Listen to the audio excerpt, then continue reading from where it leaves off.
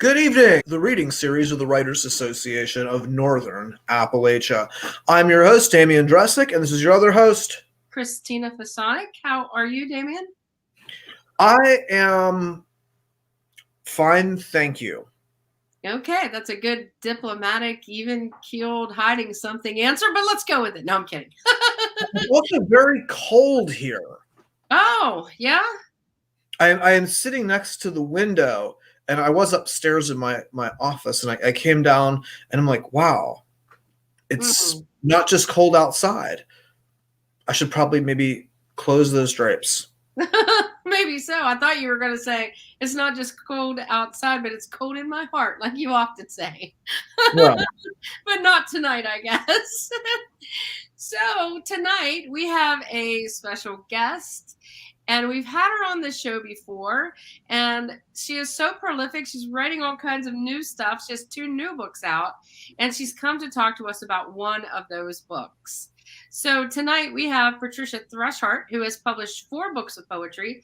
The most recent, Inspired by Their Voices, Poems from Underground Railroad Testimonies, was put out by Mammoth Books.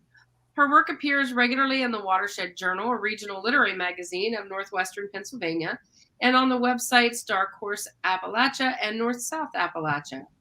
Her poems have been published in Tiny Seed, Clarion University's Topeka, Still Point Arts Quarterly, the Pittsburgh Post-Gazette, Feminine Collective, Curating Alexandria, High Shelf Press, and the Northern Appalachian Review. In 2021, her work was chosen for inclusion in the Women of Appalachia Project and in an anthology of Ohio Appalachian Voices. And that book is absolutely gorgeous. I have not read it yet, but I've seen the cover and it's beautiful. Her narrative nonfiction book, Cursed, The Life and Tragic Death of Marion Also Brooks Stallman, was published in December 2021 by Adelaide Books of New York. So let's bring on Patricia Thrushart. Hey there. Hi, guys. good evening. Good evening. How are you?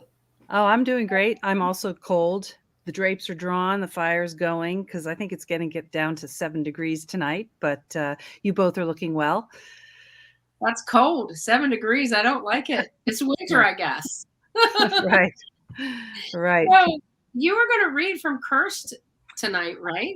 I am. Here it is. Here's my little bookmarks. I'm going to read from Cursed, and you may be wondering what Cursed has to do with what this book has to do with Northern Appalachia, because Marion Also Brooks Stallman was not a native of Northern Appalachia, but her husband was. Somehow this woman from West Tennessee met up with a Yankee and married him. And so it was that connection that led me to her story and why I wrote the book.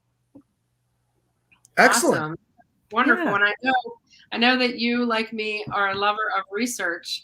And so I'm guessing that you spent a lot of time doing research for this book and putting it all together. So looking forward to it. I did 3 years of research because although Marion was cast into national news because of the circumstances of her illness and death, that was all secondhand, and I have virtually nothing directly from her. So I had to really reconstruct her whole life. When I did that, though, I ended up starting in 1609 with her the first ancestor that came over to what became the United States. And that's quite a story in and of itself. And I end in 1962 when her second son dies. So it's a whirlwind tour of American history, too. Yeah. Yeah. Wow. Incredible. I can't wait to hear. So we will see you in a few minutes. Yeah, Yep. All right. Well, thanks everyone for joining me. And I got to tell you, it was really hard to decide what part of this book to read. I was conversing with my husband, who's my biggest fan, to figure out, how do I present this book in 6 minutes or so to you? There are so many characters because it starts in 1609 with her 7th great-grandfather. And as I said, it ends with the death of her second son. And in between, there are Revolutionary War heroes. Her grandfather fought in the War of 1812. There are Civil War stories. There's the story of her family, her father, who was a sheriff, just one story after another. But what I've decided to do is read some of the fiction that I included in the books. Most of the book is nonfiction. It's the story of the research I've done and what I learned about her.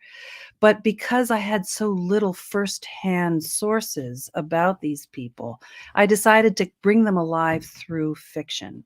And so I've written a series of fictional vignettes. And the one I've decided to read, it's a little bit tough because it describes her sickbed. And it's a depiction of what I imagined it was like when her doctor first came to the sickbed to find her ill. And that is the start of the story, as I said, that catapulted her into the national news, the circumstances of her illness and her death, the role her husband played in that death, and what happened to her family after that. So this is a fictional imagining of her doctor arriving at her bed. Dr. Leatherman's walk from his office to South Main Street was short. He let himself in, and after washing his hands in the kitchen, climbed the stairs to the second-floor bedroom with its large windows overlooking the street, shutters folded to each side. The mahogany poster bed dominated the room. A bowl and large pitcher sat on a side table, the crochet doily askew. A bedpan peeked from under the bed's lace skirt. Marian was tossing, muttering, her hands picking at the sheets pulled up over her distended abdomen a mound below her shivering shoulders. She was pale and moaned continuously, occasionally crying out as pain convulsed her.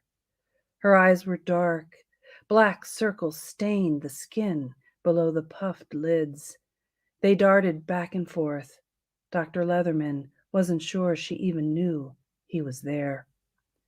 Placing his bag on a nearby chair, he turned to Hattie Getman, standing anxiously by the foot of the bed, to tell her he suspected an infection. He quizzed her first on the birth. Was it difficult? Did the placenta seem whole? Was there much bleeding? Anything else unusual? As he talked, he took Marian's pulse and observed her respirations. Her pulse was rapid, her respirations shallow. He placed a thermometer in her mouth to take her temperature. It was approaching 103 degrees. Hattie assured him that the birth had gone normally. He pulled out a potion of opium and quickly prepared it for Marian to take. He told her to drink, that it would help the pain and help her stay strong to fight the infection. It was bitter, suspended in alcohol. She winced at the taste, but drank it all. He continued his gentle questioning of Marian's midwife. How long ago did the symptoms start? Was there a discharge now? What else had Mrs. Getman noticed? As they talked, Leatherman prepared a large syringe for a uterine douche to clear away any clots, membranes, or bits of placenta that might be causing trouble. He worked carefully. The douche was 20% carbolic acid suspended in alcohol. A spill would be disastrous. By this time, the opium was having its desired effect. Marian's body relaxed, her eyes closed. Her cries and moans ceased. Her hands lay still. Dr. Leatherman and Mrs. Getman worked together to administer the douche. Fortunately, Marian was barely conscious, and the process went smoothly. After the procedure, Hattie made Marian comfortable. Marian's shivering had stopped, but Hattie pulled the covers over her. She smoothed Marian's blonde hair from her moist forehead. The doctor asked if Mr. Stallman was in Valparaiso. After clearing her throat nervously, the midwife answered that he was away in Chicago. Leatherman nodded his understanding. The doctor resolved to check on the young mother daily, knowing that if the douche did not improve her condition, he would need to take a sample of any discharge and make a careful examination of the bacteria found. He made a mental note to talk with his brother at the pharmacy about obtaining an anti-streptococcal serum. should that be the result of the smear slide. He hoped it would be gonococcus. It was almost never fatal, but certainly would be tedious and require ongoing management. He added a fever reducer to his list of medicines to bring tomorrow. For now, he wanted her to rest. She would need her strength. He left additional doses of the opiate with instructions for its use. He stressed that there was no reason for Marion to suffer. He and Mrs. Getman agreed on the time he'd return in the morning. She said she could stay. Her husband was traveling, but her oldest girl had things at home well in hand. Marion will be grateful, Leatherman thought. He asked about the Stallman children. Hattie explained that a neighbor was caring for them. He repacked his bag, and with a compliment for her good work, he bid her good evening and left. So that scene is taking place in February of 1901. And it's really amazing to learn the options that a doctor had to treat a patient with such a serious illness. And I want to end with reading a little bit more about Dr. Leatherman, because he is one of the many impressive characters that I uncovered in this research. I'm going to read from a story he told one of the newspapers towards the end of his life. And this gives you an idea of the kind of man he was and the kind of situation that he was often in as a doctor at this time. He said, "I remember one trip that is indelibly impressed on my mind. I was called to the home of William Gates near Casanock. On the way, and when in the vicinity of the old John Marine farm, about 5 miles south of town, I ran into a pack of gray wolves. I was driving a spirited black Arabian mare. With a piercing scream that seemed like a human cry of rage and despair, the mare charged the wolves, her mouth wide open. I can still hear that awful sound. Her feet struck the lead wolf, and like a flash, the pack was behind us.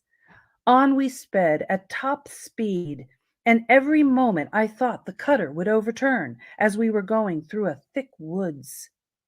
After us sped the pack. I beat the nearest ones off with my whip. Finally, we cleared the woods when the wolves stopped coming." Now that's a house call, I would say. So that just gives you an idea of the kind of research that's in the book, and also the way that I've used fiction to add to your understanding of the characters. And that's from Cursed. That was awesome. Well, that was extremely well. We don't often start with comments from readers, but I think in this case, I'm going to throw Rusty Barnes's comment up there. That was kind of my yikes, carbolic acid. Right. I mean, I did research all of the types of medicines and treatments that Dr. Leatherman would have had at the bedside of a young woman who has just given birth to a child, to an infant, and then 2 days later comes down with an infection. And that's one of them. Yeah. You know, as a woman, very harrowing scene there. Yeah. Yeah. As a woman, I was sitting over here going, yep, that sounds about right. Sounds like something they'd do to us, you know? Well, right. Well, in the end, she was diagnosed with puerperal fever, which, as anyone with any knowledge of the history of women and our reproductive, challenges, knows what a horrible disease that is, how painful it is, and how deadly it is. And of course, at this time, there was no such thing as penicillin. They understood the theory of bacteria. Louis Pasteur's work had been done, but they didn't have things like penicillin to fight bacteria. And so a lot of women suffered horribly from puerperal fever. He kept her alive for 27 days, though. Oh, my goodness. Mm-hmm. Well, we know, though, that the incidences of puerperal fever went up only after men, as obstetricians, as physicians, entered the birthing parlor. When it was exclusively done by midwives and other women, the rates of puerperal fever were almost none because they knew to wash their hands. Yes. Bingo. Yeah, that's the Yeah. history of obstetrics and gynecology, regrettably. Yeah. Damien, you look like you have something more to say that doesn't involve such hazards. No. I was just saying that we have another comment from Bart is enjoying, another regular viewer is enjoying your reading, quite descriptive, and a third viewer is saying bravo, and this reader even has a question. What reference resources did you use for such detailed description? So how did you learn about this stuff to write about it? I mean, there's so many different sources. Certainly, to write about the family history, I relied tremendously on genealogical resources. You know, the Mormon Church's FamilySearch.org, Ancestry.com. It was really phenomenal what you can find when you start to use those resources. But for example, for this scene, I went back and read old medical journals to literally see what was being recommended. So much of what I described in that passage, I actually took from medical journals of the period, and describing to a doctor how they would treat, you know, a person with those kinds of symptoms. So it was a lot different and more dangerous time back then, that's for sure, especially for women, even though the rates of death in childbirth in the United States today are higher than some other countries that have less advantages than we do. So it's very true. That was a very perfect passage. Yeah, and I do want to apologize to all the viewers who might be squeamish, but it really gets to the heart of Marion's story, because what was going on at this time is the American Medical Association was really transitioning from, you know, snake oil salesmen to scientifically grounded medical professionals, and at the same time there was this surge of faith healing going on, and there was this tremendous conflict between the faith healers and the protections they expected from the states and from the federal government on religious grounds versus what the health offices, health units of the states, and what the American Medical Association wanted to say. And, you know, Marion is by no means the only example of a woman whose life was cut short and whose experience was, you know, was impacted by faith healers and that whole issue. So I get into all of that. The book really takes you through your paces, that's for sure. So where can people find this book? Could you hold that up one more time? I sure could. So, thank you. So right now you can buy the book either on Amazon, you know, the ubiquitous Amazon. You can also buy it from the publisher, Adelaide Press. And then I am expecting my author copies any minute now, and I will stock a couple of bookstores in the Brookville area, including Watershed Books. And I'll be doing a reading there on February 13th, which is the anniversary of Marion's death. Oh, okay then. Very good. Poetic. I had no idea when you said that you were going to do a reading that day. I had no idea that it was affiliated with her personally. So yeah, I mean, you'll be signing copies then? Patricia? I will. Yeah, I'll sign copies. And I just let me read the dedication. This book is dedicated to the memory of Marion Alsobrook Stallman and to all young women who have been robbed of their futures by ignorance. And that's really what this is all about. You know, she was a footnote to her husband's story, who got to live on and leave a legacy. He carved all these rocks, including this curse of her family. He wrote a book. You know, he lived to be in his 80s, although he was you know, in an insane asylum for half of that time. And she didn't get to leave any legacy at all. So this was my small attempt to make a difference there. That's awesome. It's really, really awesome. Well, thanks. Thank you so much. And please go to the reading on February 13th at the Watershed. And if you haven't been there, shame on you. You should Wait. Christina, we haven't been to the new store yet. So I have been to the new bookstore. you went without me? I went without you on opening night. Damien. And Okay, come on, Damien, it's on you. Just another thing to heap shame. Shame. Well, we'll forgive you when you show up. You're a loving crowd. Right. Well, thank you so much, Patricia, for coming on and making time to read for us. My pleasure. Yes, I think all of us, no matter how ill we are going to be glad we're not ill in the early part of the 20th century. That's right. That's very true. I was thinking that. That's very true. All right. Thanks a lot, everybody, for tuning in. Thank you. Thursday night at 8 o'clock. Right. Take care. Have a good night.